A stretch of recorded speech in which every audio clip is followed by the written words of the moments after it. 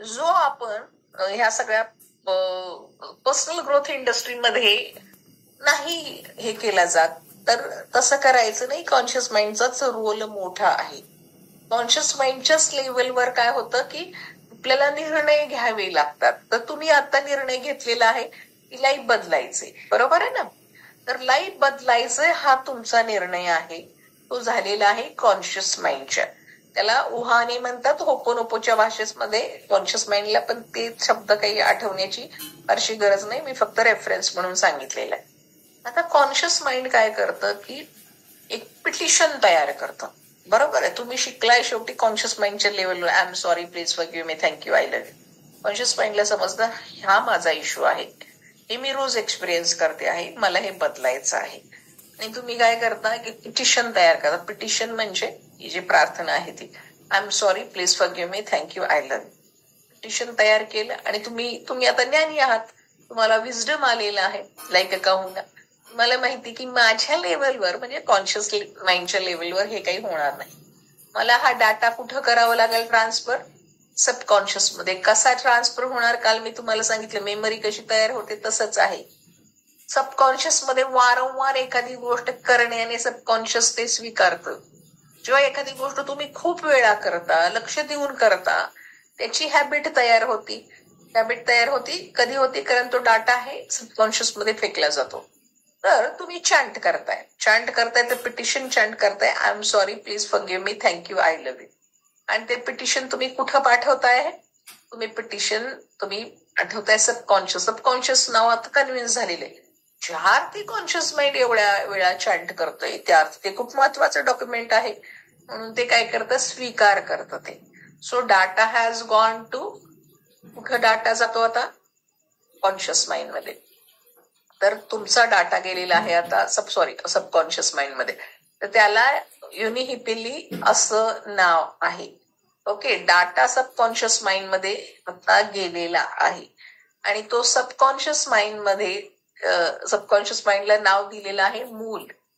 आता याला मुलाचं नाव का आहे की सबकॉन्शियस माइंडला मूल का म्हटलं जातं? तर मूल निरागस असतं, त्याला स्वतःच हे नसतं, रिझनिंग नसतं, विचार करण्याची त्याची ताकद नसते.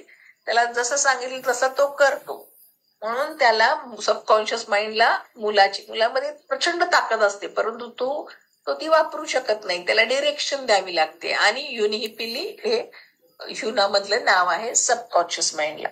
तर आईने म्हणजे कॉन्शियस माइंडने काय केलंय, जे पिटिशन आहे ते रिपीटेडली चॅन्ट करून काय केलेलं आहे? रिपीटेडली चॅन्ट करून ते पाठवलेलं आहे मुलाकडं, म्हणजे सबकॉन्शियस माइंडकडं. आता मुलाने ते स्वीकारलेले आहे, परंतु मी बघितलं की मुलाने जेव्हा ते स्वीकारलं पिटिशन, तेव्हा त्याला काय करायचं आहे? त्याच्याकडे जो एक डाटा आहे, बरोबर, डाटा आहे, मेमरीचा डाटा आहे आपल्याला, तर ते हील करण्यासाठी हे पिटिशन आहे. पण मूल सुद्धा ते पिटिशनने ते हील करू शकत नाही. मुलगा काय करतो? ते जो डाटा आहे त्याच्याकडे मेमरीचा आणि ते पिटिशन आहे ते सुप्रा कॉन्शियस माइंड कडे पाठवतो. म्हणजे कुणाकडे पाठवतो? फादरकडे. फादरला म्हणतात सुप्रा कॉन्शियस माइंड. तर आता वडिलांकडे तो डाटा पण आलेला आहे आणि हे पण आहे. वडील काय करतात? म्हणजे सुप्रा कॉन्शियस माइंड त्याच्यामध्ये काही बदल करायचे असतात. सुप्रा कॉन्शियसला बऱ्याचशा गोष्टी माहिती असतात तुमच्या अस्तित्वाच्या, काही बदल करायच्या असतील तर तो बदल करतो, कशा पद्धतीने पाहिजे काय पण. आणि फायनली आता हे मुलाकडून डाटा जातो वडिलांकडे, त्याला काय म्हणतात, अमुकाओ असं काहीतरी म्हणतात त्याला, सुपर कॉन्शियसला. तर या सुपर कॉन्शियस काय करतं की जो पिटिशन आहे त्याच्यामध्ये काही बदल करायचे असतील ते बदल करून फायनली हे पाठवतो मागं पुढं झालं हे, डिव्हिनिटीकडे पाठवतो. ओके, म्हणजे आता तो डाटा पण आणि पिटिशन पण आहे परमेश्वराकडे पोहोचलेला आहे. परत तुम्हाला रिवाइज करून सांगते कसं कसं ते काम करतं ते. ह्या 4 फ्रेजेस मध्ये पिटिशन काय आहे? I am sorry, please forgive me, thank you, I love you. Okay, हे पिटिशन आपण तयार केलेलं आहे. पिटिशन म्हणजे एक मागणी आहे, बरोबर. इतिहासाचं पुस्तक वाचताना आपण पिटिशन हा शब्द पहिल्यांदा ऐकला होता. ब्रिटिश राजवटीमध्ये पिटिशन घेऊन कसे महात्मा ज्योतिराव फुले जायचे किंवा आणखी कोणीतरी इंग्रजांकडे जायचं की हे कायदे आणा, हे बदल आणा म्हणून, किंवा राजा राममोहन रॉय यांनी सत्तेची चाल बंद करण्यासाठी पिटिशन घेऊन ते गेले होते ब्रिटिश सरकारकडे. तर हे पिटिशन म्हणजे मागणीच. तर आपली मागणी आहे, काय मागणी आहे, ह्या फॉर्मॅटमध्ये आपण सांगतोय की हा जो डाटा आहे तो आम्हाला हील करायचा आहे आणि ह्या फॉर्मॅटमध्ये आम्हाला हील करायचं. हे पिटिशन आहे. हे पिटिशन कुठं आपण पाठवलं आहे, कॉन्शियस लेवल, माइंडच्या लेवल आपण ते तयार केलेले. कॉन्शियस लेवलला मदर म्हटलं जातं. आता ही आई काय करते आहे, हे पिटिशन पाठवते आहे मुलाकडं, म्हणजे सबकॉन्शियस माइंडकडे पाठवते. बरोबर. आता हे मुलाकडे हे पिटिशन आलेलं आहे.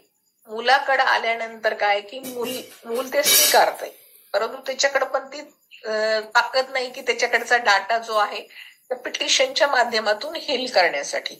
मग तो काय करतो आहे, ते पाठवतो आहे डॅडींकडे, वडिलांकडे. तर वडिलांकडे पण अथॉरिटी वडील चेंज करू शकतात त्या पिटिशन मध्ये, की तुमच्या अस्तित्वाला आवश्यक असणाऱ्या गोष्टी त्याच्यामध्ये घालून काही बदल करत असतील त्या लेवलवर. आणि फायनली वडील म्हणजे सुपर कॉन्शियस माइंड काय करतात, परमेश्वराकडे पाठवतो तुमचा पिटिशन विथ डाटा जो आहे मेमरीचा. आणि मग परमेश्वर काय करतो आहे, हील करतोय डाटा, ट्रान्सम्यूट करतोय. ट्रान्सम्युटेशनचा अर्थ काय होतो की negative energy to convert into positive energy.